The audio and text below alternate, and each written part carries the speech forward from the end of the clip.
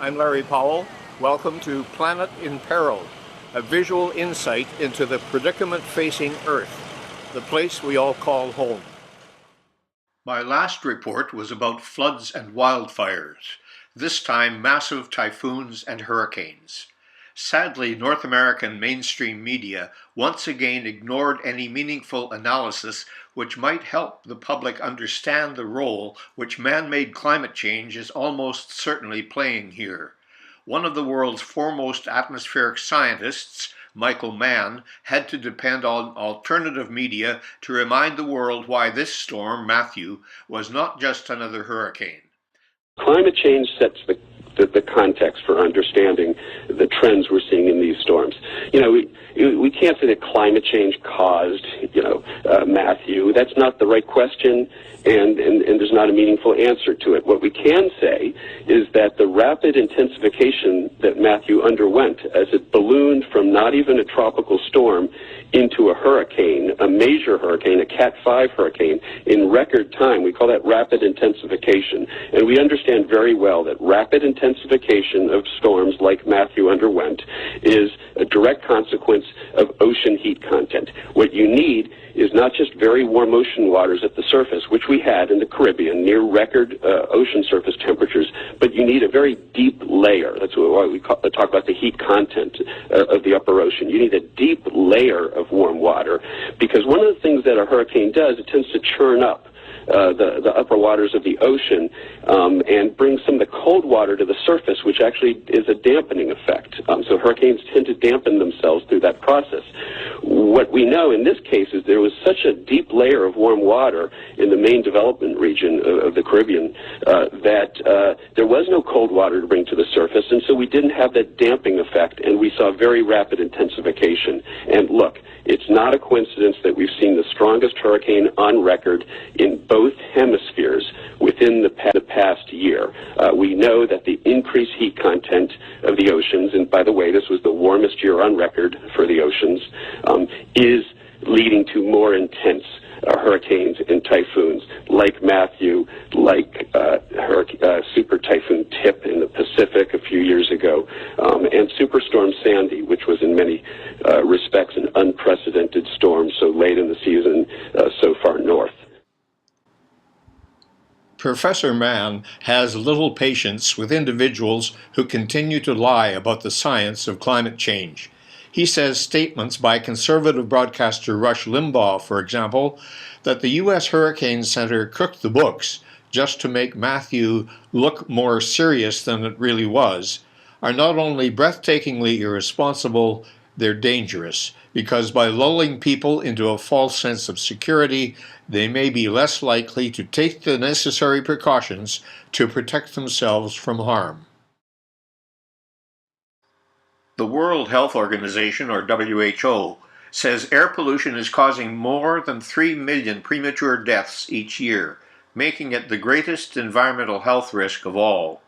And in the 15-year period up to 2013, pollution levels actually increased by 8%. They're caused by fine particles in the air, such as black carbon, and come from coal-fired power plants, planes, trains, automobiles, even from indoor wood or kerosene fires used for cooking. They penetrate deep into the heart, lungs, and blood vessels, leading to strokes, lung cancer, heart and respiratory diseases. Hardest hit are the young, the old, and the poor living in big cities in the eastern Mediterranean and Southeast Asia. There, almost everyone is breathing in air of substandard quality. In wealthier countries, the situation is much better. So what can be done? Solutions the WHO suggests are already affordable and available, if policymakers would only make them happen. More solar and wind power, more rapid transit, more walking and cycling networks. As one official suggests, if such things are not done, urban air pollution will continue to rise at an alarming rate, wreaking havoc on human health. Welcome to the Anthropocene. What's that, you might ask? A new restaurant? Prescription drug? Not really. It's the name unanimously chosen by experts, at least for now, as the New Age era or epoch we are now living in. Normally, geological epochs last millions of years, leaving behind evidence in ancient rock layers that help scientists understand what it was like back then. But man's influence on the planet, especially since the 50s, has proven so profound that the word Anthropocene has been chosen. Essentially, it means age of the human.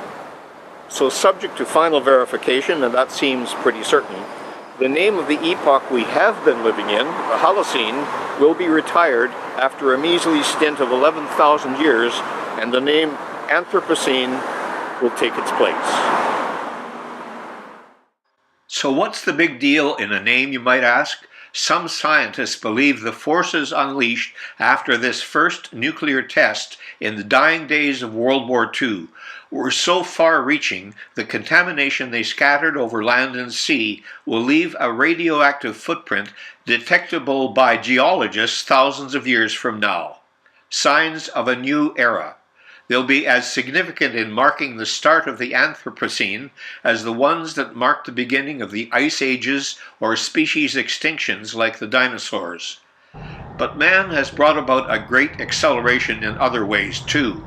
Our relentless burning of fossil fuels has burdened the atmosphere with more greenhouse gases than at any other time in almost a million years. That has brought Earth to a dangerous threshold of heat extremes, floods, droughts, melting ice caps, rising sea levels, and dangerous and deadly storms. A spiraling human population, industrialized farming, and animal agriculture are placing strains on Earth's ability to regenerate.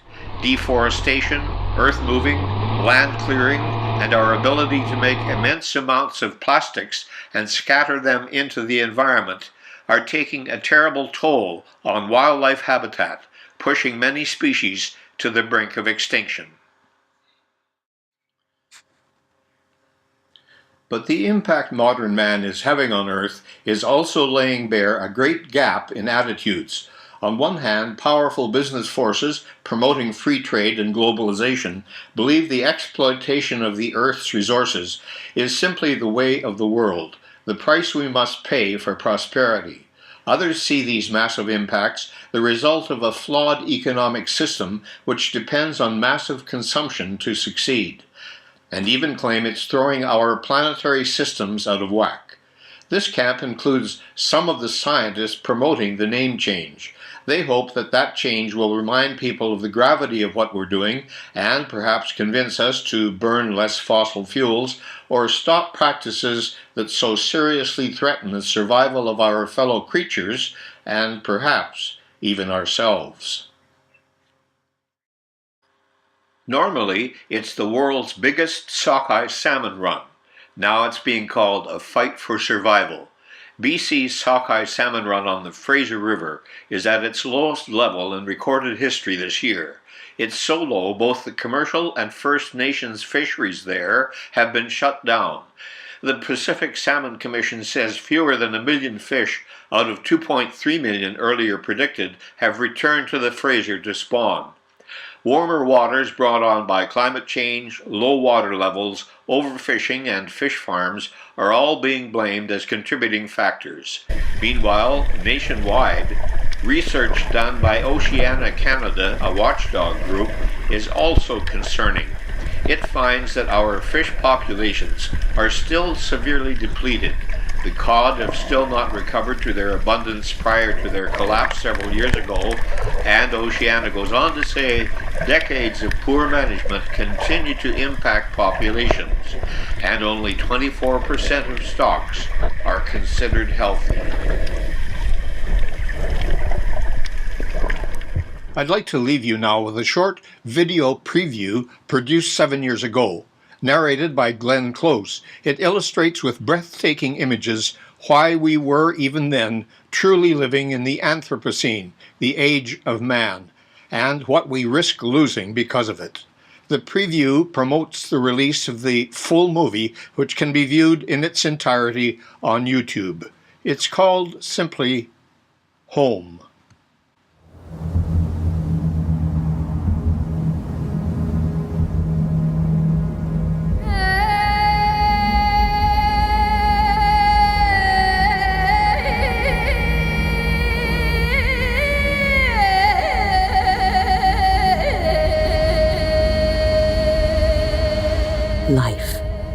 sparkle in the universe appeared around 4 billion years ago.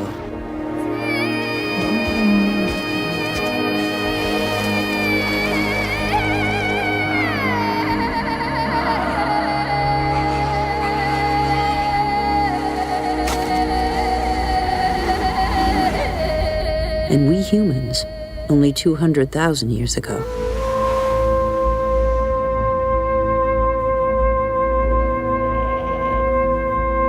Yet we have succeeded in disrupting the balance that is so essential to life.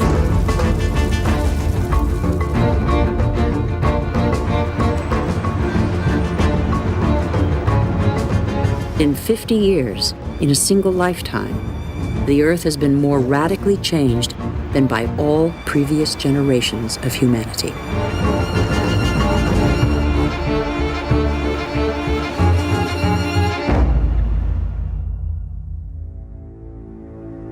We know that the solutions are there today.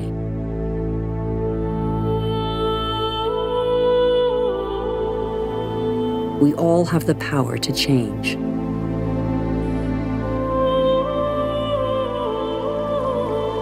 So what are we waiting for?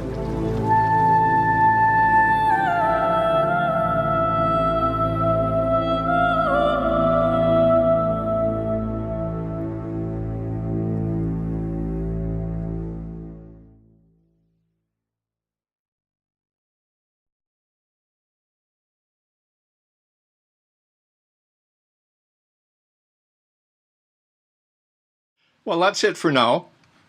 For more stories like this, why not visit planetinperil.ca. Till next time, I'm Larry Powell. Have a green day.